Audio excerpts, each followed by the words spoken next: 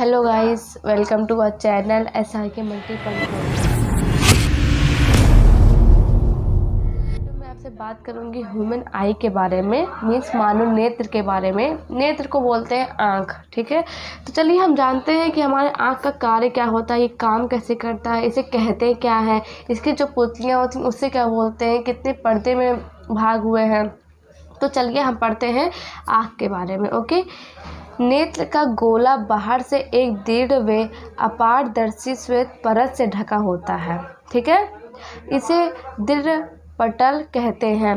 गोले का सामने का भाग पारदर्शी तथा उभरा हुआ होता है, इसे कार्निया कहते हैं। जो हमारा ये पारदर्शी मतलब जो गोले का सामने का भाग होता है, जिसे पारदर्शी तथा उभरा हुआ होता है, जो इसे वो उभरा हुआ होता है ना, उसे कार्निया कहते हैं। जैसे हमारी आंखें होती हैं थोड़ी इसे उठी टाइप होती हैं ना, इसे हम कार्निया कहते हैं, ठीक है। इसी से होकर प्रकाश आँख में प्रवेश करता है, ठीक। कार्निया के पीछे एक रंगीन अपारदर्शी झिल्ली जिसे आइरिस कहते हैं। जो हमारी कार्निया होती है इसके पीछे एक रंगीन अपारदर्शी झिल्ली है जिसे आइरिस कहते हैं, का पर्दा होता है। जो आइरिस होता है उसका एक पर्दा होता है। तो हम जानेंगे पर्दे जो होते हैं, पर्दे के बीच एक छोटा छिद्र होता है। जो हमारे आइरिस के पीछे एक पर्दा होता है उसमें एक छिद्र होता है जिसे नयनतारा या पुतली कहते हैं, ठीक है। देखिए मैंने आपको बताया जैसे आइरिस के पीछे पर्दा होता है, पर्दे के बीच एक छोटा छिद्र होता है। छिद्र मतलब छेद, इतना तो पता होगा आपको, जिसे नयनतारा या पुतली कहते हैं, ठीक है।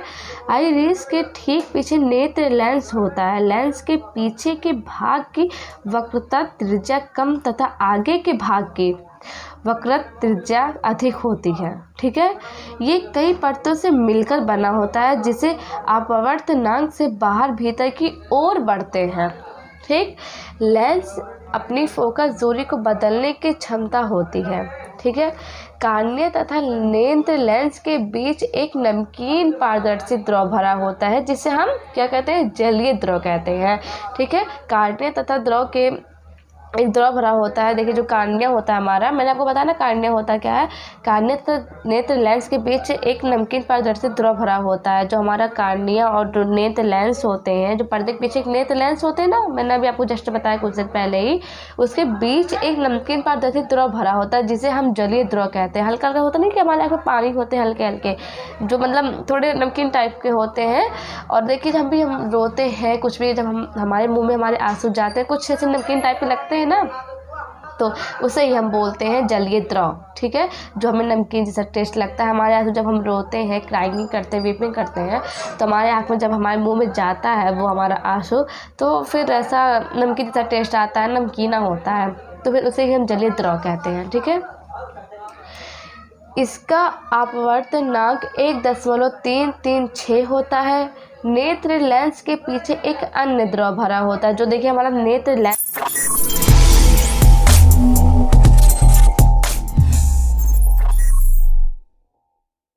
लेंस होता है, इसके पीछे एक अन्य द्रव भरा होता है। वो द्रव होता क्या है चलिए बताते हैं हम आपको, जिसे कांच द्रव कहते हैं। देखिए जो हमारा नेत्र लेंस होता है इसके पीछे जो अन्य द्रव भरा होता है, मतलब कोई भी जैसे अन्य होता है, जैसे कोई भी होता है उसे, ठीक है, अन्य द्रव जो भरा होता है जिसे हम कांच द्रव कहते हैं। और जो कार्निया तथा नेत्र के लेंस के पीछे का नमकीन पारदर्शी द्रव भरा होता है उसे हम जलीय द्रव कहते हैं, ठीक है। और जो नेत्र लेंस के पीछे अन्य द्रव भरा होता है जिसे हम कांच द्रव कहते हैं, ठीक है। दृढ़ पटल के नीचे एक काले रंग की पट्टी होती है। जो हमारा ये दृढ़ पटल होता है इसके नीचे एक काले रंग की पट्टी होती है जिसे हम कोरोइड कहते हैं। इसका काम प्रकाश के परावर्तन को रोकना।